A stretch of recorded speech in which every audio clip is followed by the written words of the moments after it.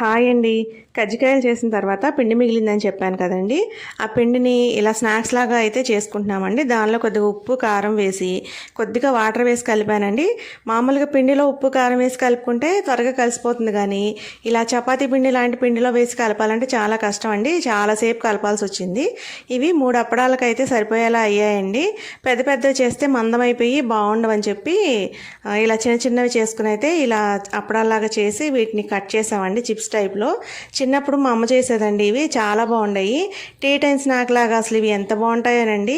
ఈ 3 అప్పడాలవి చేసామని చెప్పాను కదండి. ఈ చిప్స్ లాగా డైమండ్ షేప్లో కోసామండి వీటిని. ఫస్ట్ అయితే నేను చేశాను, తర్వాత అయితే మా అమ్మాయి చేసి కట్ చేసి ఇచ్చిందండి. నేనైతే వేయించాను.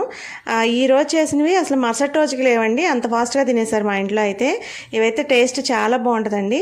మీకు ఈ వీడియో నచ్చితే లైక్ చేసి షేర్ చేసి సబ్స్క్రైబ్ చేసుకోండి. Thank you.